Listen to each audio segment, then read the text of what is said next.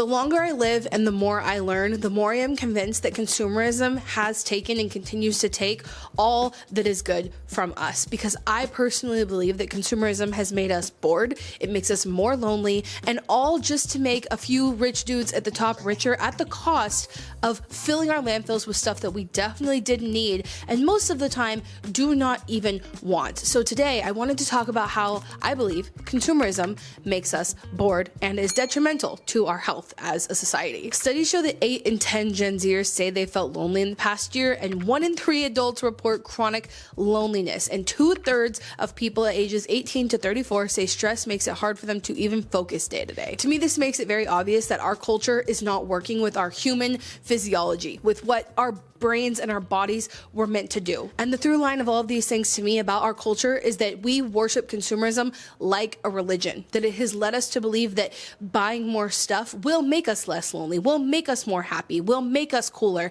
and at the end of the day it does the complete opposite. I spend most of my time talking about how consumerism is linked to nearly every single environmental problem you have ever heard about. You name it, and it's likely connected to consumerism for unnecessary products, okay? There's a level of consumerism that is needed or makes our lives easier and better. It's the unnecessary, never-ending hamster wheel of thinking you need to buy new stuff that has us in a really bad place, especially in societies that consume a lot more, like in the US. Aside from this hamster wheel just constantly feeding into our landfills, in order to create all of those products, things have to be extracted from our planet, and we live on a finite planet with finite resources. So continuing to extract those resources not only harms our ability to provide for future generations, but it also means that whoever lives in those communities where those resources are being extracted are being exploited. Their air, water, soil are being contaminated just to produce goods that are going to end up in landfill anyway. And those things are what contribute to all of the environmental problems like deforestation,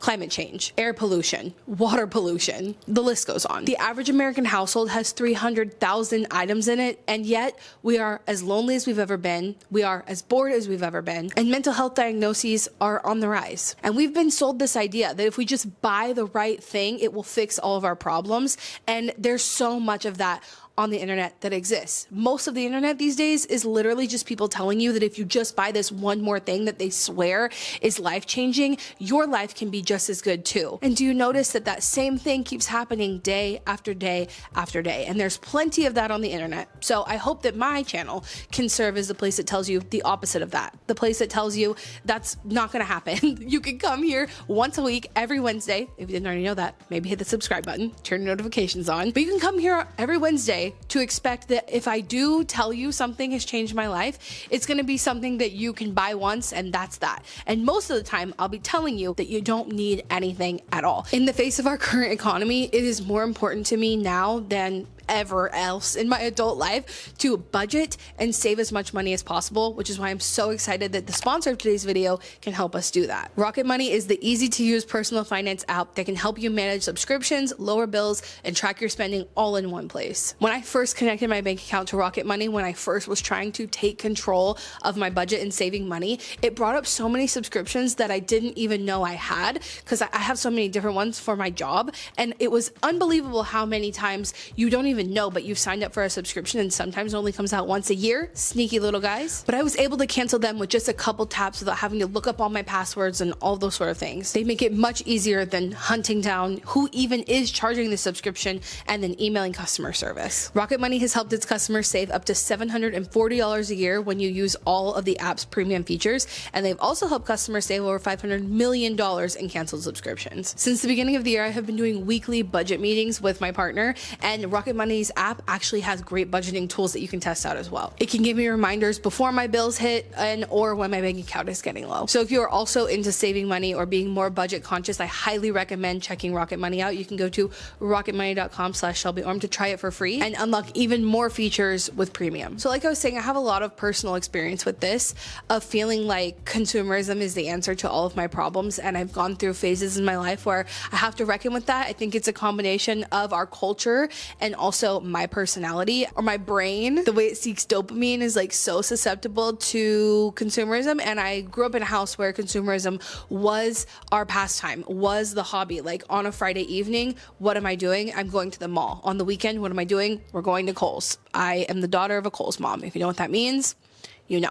Jenna, we're going into the coals. But I've always been a creative person, and I think back to my formative years, and that's so obvious to me because I was in love with taking photos. When Vine came out, oh my God, it was everything to me. In high school, I was student council president, and I was also the person who always had the eye for creativity when we were doing something. I also was the social president of my drill team, which is like literally just meant to be creative and keep people engaged. Looking at it now, the creativity, the photos, the videos, and environmentalism is literally how I ended up with this being my job. But I look back at all of those times and I realized that even though I had this drive to be creative, I was funneling that into always buying new clothes. And that's what I was modeled in my home. And I think that's what we're modeled a lot in our society. So think about today what your like maybe 5 closest people to you, what are their hobbies? Like really think, do people around you have them? And I think that the average American, the answer is probably no, or like maybe they have one thing that they do sometimes. But if you think about how often those people around you are buying things from like Amazon or TikTok Shop, or anytime an event comes up, they are ready to go and buy something new, I feel like that is really common. And maybe it's not for you, but obviously statistics say that that is how the average American lives. The average American buys 72 new clothing pieces a year. And when you just stop and think about that, and you think about how much time it must consume to find those pieces and to buy those pieces and to then like style them and organize your closet, like the time it takes just to manage buying that many new things every single year is a hobby, is a pastime in and of itself. And I think that post World War II, when fast fashion was really ramping up and consumerism was seen as like the pinnacle of patriotism, like if we really think about how after 9/11, the thing that our president united the country in telling us to do was to go shopping. This work begins with keeping our economy growing. And I encourage you all to go shopping more. That will forever be burned into my brain as one of the things that makes me think that as a culture, we truly worship consumerism as our pinnacle. And if you really start to think about who we think is successful in the world and what is aspirational in our culture, it's all connected to having money, success, and what you can buy. The reason I say all that is because I do think that in the last 50 years or so, the United States has truly given up any form of creativity, of self-expression, and it's all funneled into consumerism now. So, for example, think about what community spaces or third spaces or what type of events someone would have been doing when they were younger, if they were like our parents' age or even our grandparents' age. Crafting and making your own stuff was so normal, was so something that like people just did. It wasn't like only one person I know is able to sew or mend or fix their own clothes, or one person over here is really into quilting. That was normal. And I personally think that now that's why we call these things granny hobbies, is because our grandmas, it was so normal for their generation, and throughout time from there, those hobbies began to die out and be traded in for consumerism. Crafting and DIYing was something that you would do with your community, for your neighbors, or for your family, or for your friends. It was a community-focused activity. And we call things like gardening grandma hobbies because it was a normal part of life back then. And nowadays, gardening is something that people are doing, but I feel it's become another form of consumerism where there's just so many different things that you can buy for it. And gardening is a great example of this trap that I feel like exists when people try to get into hobbies, is that the hobby becomes more about what you need to buy to do the hobby than the actual hobby itself. And by the time you get through all of the research and buying all the things that you need for that thing, a lot of times those materials just sit in someone's corner in their house. And or I think probably parts of this is also because people used to learn from people that they knew. Friends, family, neighbors, like I said. That's how you would get into these different things, especially things like gardening, right? It can be really hard to learn how to do that thing without having someone there to teach you. And we're so disconnected from our neighbors that a lot of people don't have the ability to learn from their neighbor. I personally, the first stuff I learned how to sew was because of my neighbor, and I'm so grateful for her and grateful for the community that I have built here, but not everybody has that anymore because our culture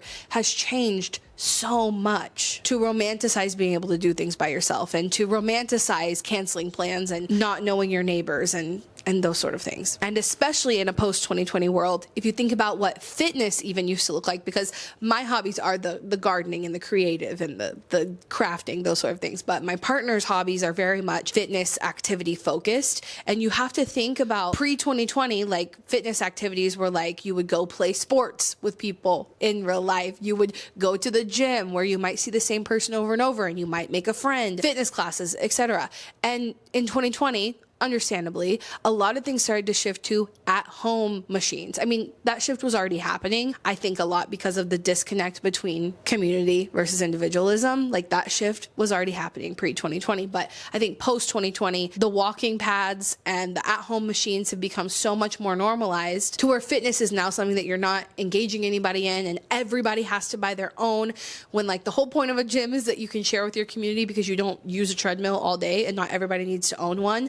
But of course, convincing people that doing it at home is like a better thing to do keeps us individualistic and also keeps us consuming. And if we follow the through line through all of this, I think it's very obvious that we have shifted from a community-minded society that is interested and has time and ability and energy to do things with their time other than shopping. But marketing and manipulation of our minds over time and the culture shift makes it to where you can do it by yourself, and online shopping specifically makes it to where you can do it from your home. To me, it's very obvious that consumerism has made us lonely and also boring, because I think that having the hobbies, not just the ones we've talked about, but other ones, are things that keep you growing, that keep you interesting, that give you something to talk about and show off, that you are constantly improving on, that you are constantly working towards and expressing yourself through those hobbies. And when we no longer have that, and instead we just have consumerism, then we kind of are really becoming, I don't want to say drones, but like very similar, right? Because when consumerism is how we're all expressing ourselves,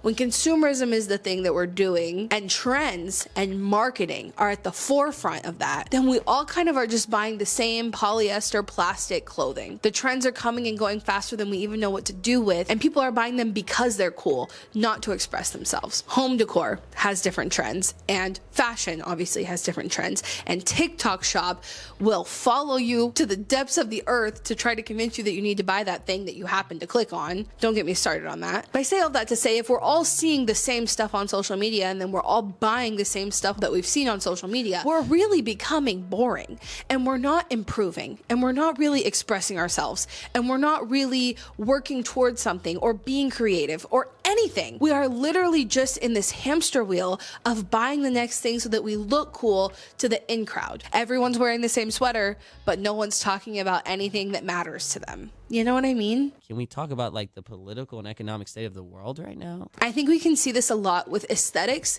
that are connected to a niche or a subculture or whatever it is. So specifically, if we're talking about, I don't know, you want to be someone who dresses in the aesthetic of a granola girly, right? When I say that word, a certain type of person on Pinterest comes to mind. But I think maybe because we are so lonely and individualistic and not existing in the world within those communities, within whatever a granola community looks like, then the way that you think that you become a granola person is by looking like them, because your experience with what it means to be a granola girly is what it looks like on social media. But typically, you would become a part of that community and the aesthetic would come second, okay? The aesthetic comes from existing in nature and wanting to emulate those textures or those colors, or it is what you're seeing other people in the actual community in real life wearing, and then you assimilate to that type of niche, that type of culture, and you are expressing your fashion, your aesthetics, whatever, with a part of a group that you are a part of. But I think that there's a big part of this whole shifting from actual community and hobbies and interests to consumerism that makes it to where people just want to look like they're part of that, or they don't understand that that aesthetic is connected to a lifestyle, and instead they're just trying to emulate it through consumerism. And I think this is further backed up by the fact that studies say that spending on hobby materials, supplies, is higher than ever, while enrollment to things like clubs and groups is lower than ever, is like on the steep decline. And that tells me that people really do want to have interesting things to do with their time and hobbies. So they're buying the things because consumerism has convinced us as that's how you become that person, is by buying the stuff. And to be clear, I am not trying to blame you or me or honestly any individual person. I think that this problem comes from our cultural shift that is manipulated and controlled by billionaires and marketing.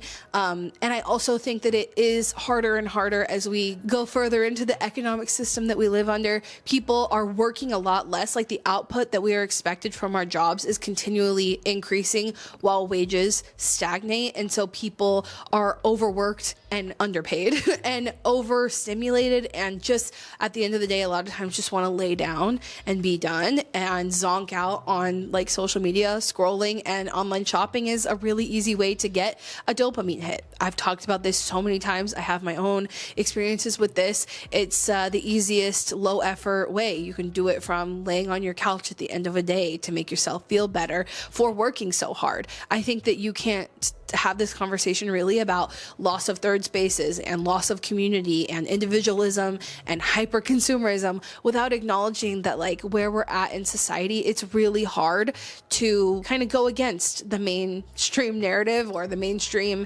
entertainment modes, which is consumerism, unless someone, hopefully somewhere along the way, introduces you to the idea that you will be much happier and much more fulfilled if you can manage to shift away from consumerism being your whole personality, your whole aesthetic, your whole part of you that is interesting. You can actively choose to do something else that can make you more interesting, less bored, less lonely, and at the end of the day, actually give you the ability to build skills or to better yourself than anything you could ever buy will. I have like an endless amount of thoughts on this topic, and it's really hard sometimes for me to organize these thoughts nice and neatly because over time it's just become...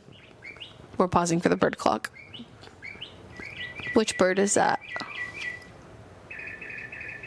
I don't know all of them yet. Is it the mockingbird? I think it is. I was gonna guess that, but I didn't want to be wrong. They make so many different sounds. Anyway, it is kind of hard for me to make this huge topic that I feel is so important small, but I hope that the overall point is getting through to you, that I really feel that if we don't actively make the decision to not make consumerism our entire personality, we will be bored, we will be lonely, and we will constantly be on a hamster wheel of trying to find something that will make us less bored and make us more interesting and make our lives feel more fulfilling. We have to move away from consumerism being the thing that keeps us going. And the thing for me right now, and it changes, but right now it's sewing, and I have a whole series where I talk about ways that I am upcycling and sewing, and I'm kind of learning as we go together, you and I. So if that's something you'd be interested in, I'll leave a video right here for you to check that out. There is a way out of consumerism being your whole personality, and I will help you find it. And if you're new here and you want more of that, make sure you hit the subscribe button. And remember, until next time,